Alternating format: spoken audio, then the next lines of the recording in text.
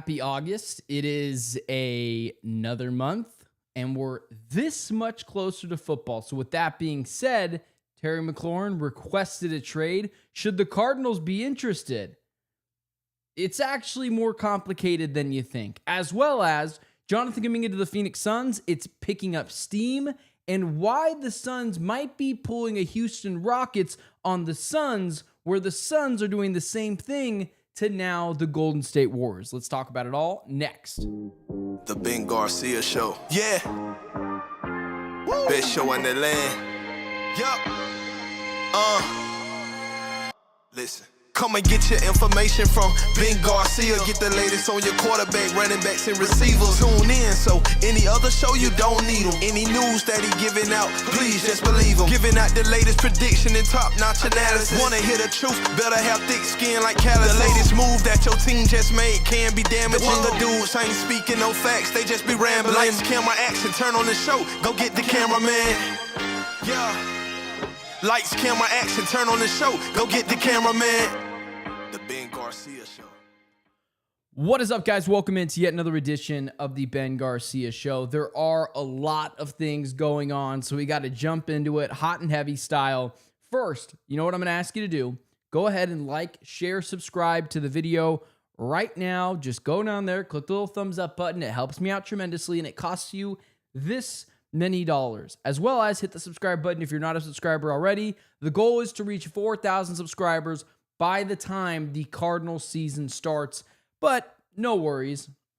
I think we're going to reach that and more during this football season that's going to be absolutely insane. As well as follow me on all social media platforms at Ben Garcia Show, Instagram, Twitter, Facebook, TikTok. If there's a social media platform, I am there. So follow me there as well. We're going to get into Terry Mclaurin in just a second.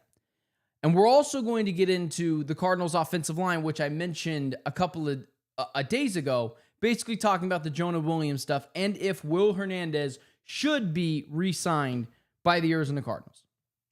However, most of my viewership comes a little bit later in the show. I get those sort of analytics, so I'll do that as we get a little bit closer to the end of this segment.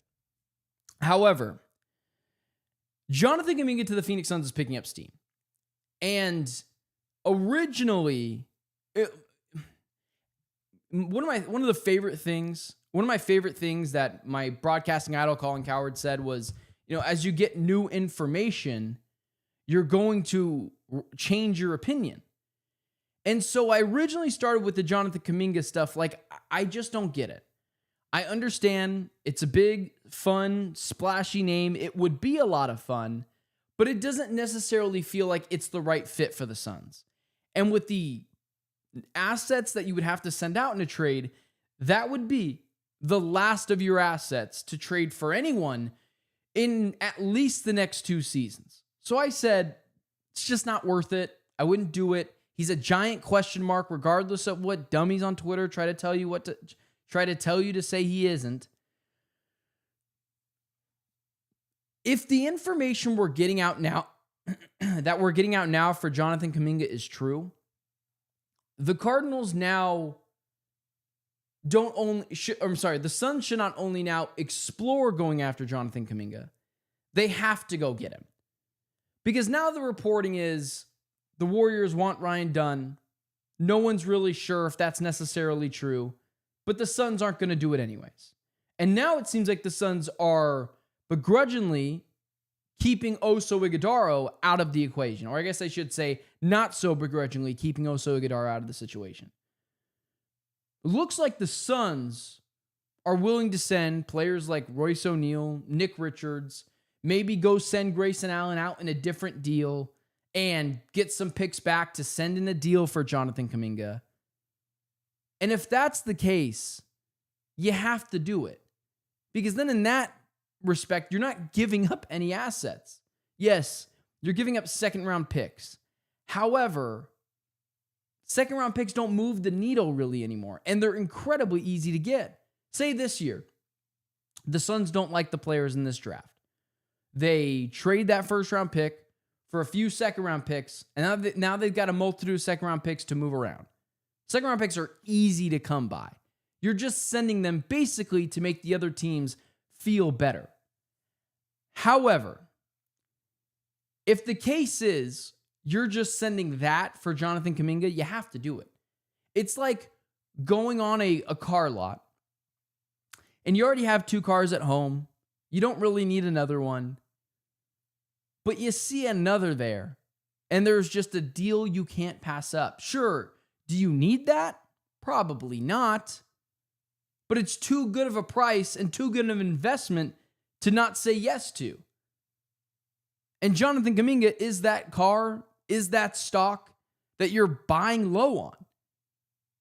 I have been the one who has said Jonathan Kuminga is a giant question mark, especially offensively. We kind of know what he is defensively. And the Golden State Warriors, one of the greatest head coaches of all time, in Steve Kerr, doesn't trust him in big spots. So when the Suns are being reluctant to add a player like Oso or Ryan Dunn or really anyone of substance that's going to matter in 5 years, and they're saying, no, we don't want to send those guys out, I kind of get it. Because just like in the Kevin Durant deal, the Rockets know how the Suns feel about Kevin Durant. They know they have to trade him. So they're saying, we'll give you Jalen Green, the 10th overall pick, and Dylan Brooks to make ends meet. But that's all you're getting from us. You've shown your hand. And just like the Rockets to the Suns are doing the same thing to the Golden State Warriors. You don't really want to bring Jonathan Kuminga back. You had 4 years to play him. And in big spots, in big moments, you continuously kept his ass on the bench. You showed your hand. And with reports coming out that you don't want to give him any more than $50 million over 2 years, that's a you issue.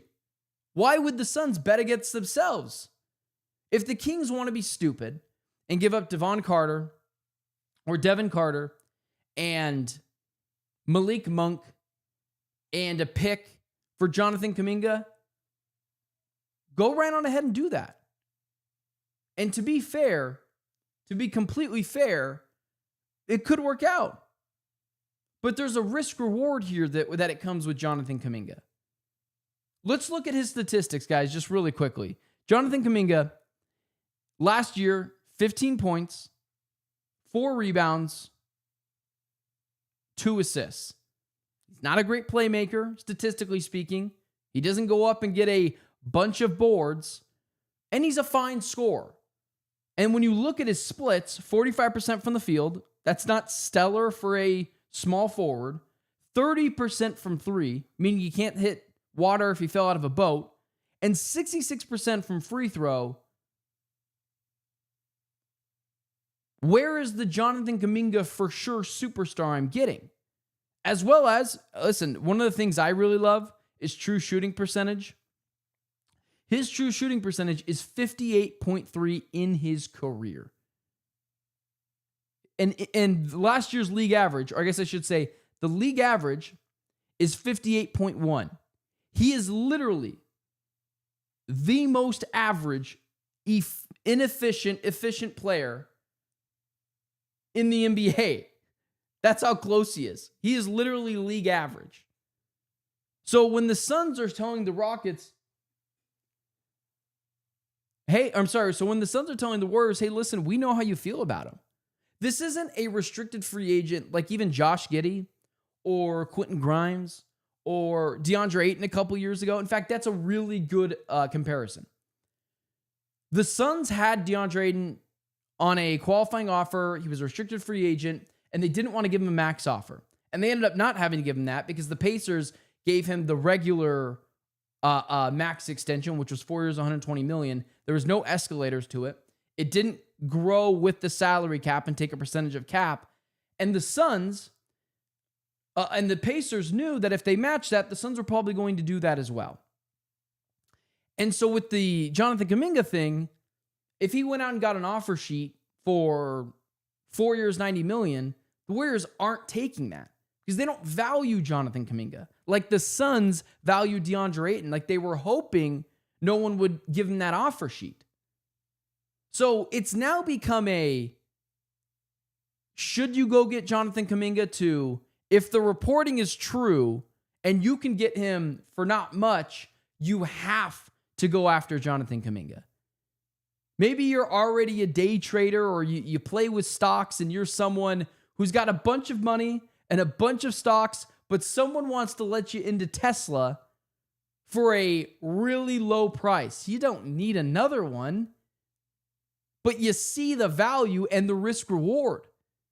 So if the Suns can pull a Rockets on the Warriors and know that they don't have that as much leverage as a normal restricted free agency team would have, why would you offer him Oso Ighodaro, Ryan Dunn? That might be what you use in Oso later on down the road to push it across the finish line. So I'm going to be honest with you guys. Jonathan Kuminga, if that's the price, Royce O'Neal, Nick Richards, you move Grayson Allen to get other picks and you add that to the deal and it's mostly second rounders. You get Jonathan Kuminga on a 4-year, $90 million deal, a very tradable contract that you will not be stuck with likely. You have to make that deal. It's become not a want to, but a have to. And then you'll just figure out the starting lineups. You'll have to figure out how it's all going to work on your own accord. But when it is that much of a steal in front of you, that's the deal that you have to make. Okay. We are jacked up for football season here in the Garcia household. Maybe myself, maybe not so much my wife, who I just told her yesterday that the Cardinals' first preseason game is on her birthday. And she thought for a second that I would choose the Cardinals over her, which was nonsense. So I won't be watching the first Cardinals preseason game. I will be celebrating my wife's birthday, my pregnant wife's birthday, as I should. And so I wouldn't expect any content from me from there. I'll probably record it, watch it back, maybe have something after on Monday. But it won't be until the second Cardinals preseason game that you will actually get content from me live reacting to that game as soon as it's over. As well as during the regular season, it will be the same way. I will go live right after games. But for the first one, it's not going to happen because I'm going to always pick my wife over sports. But with that being said, Terry Mclaurin, that's so funny. LOL, my wife rolled her eyes when I said Hall of Fame game, Aaron. Oh,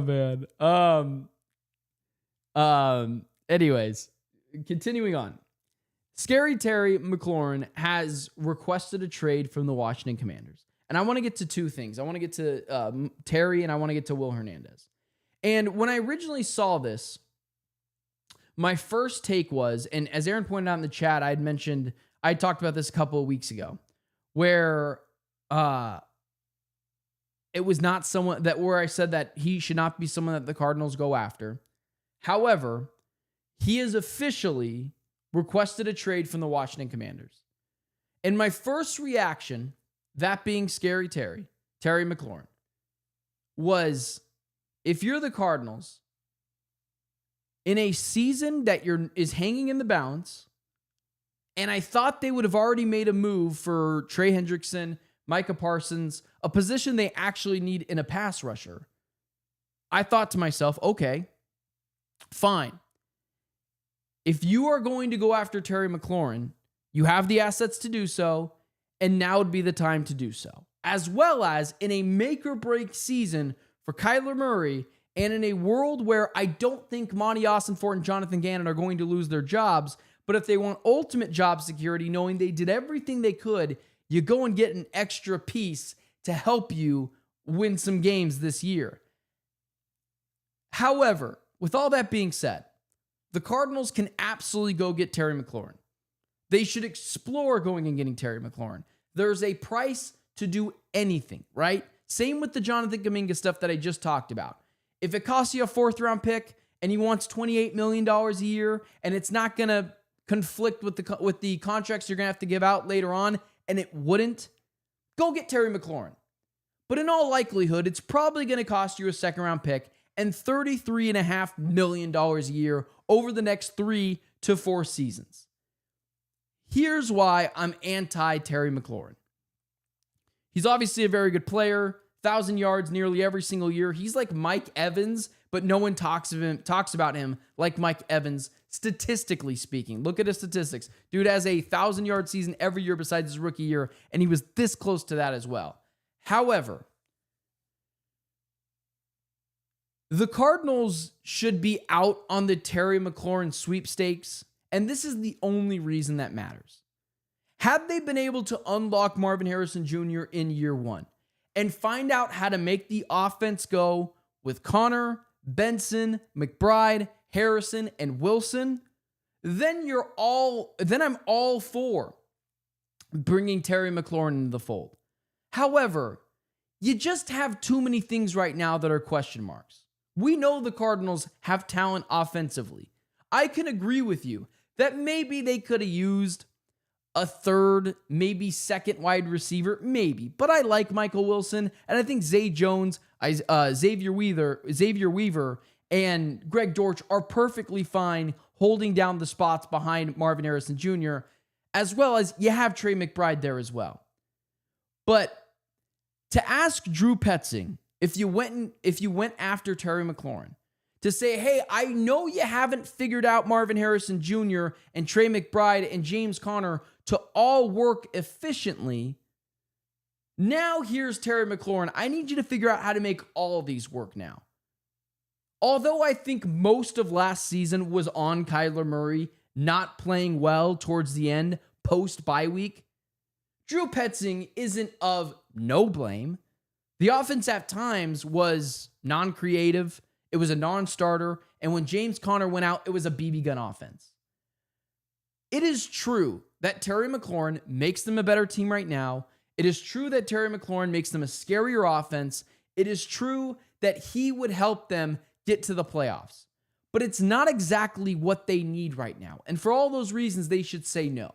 You only get one opportunity to go all in with your assets and bring in a star player to help get you that extra push to get to the Super Bowl.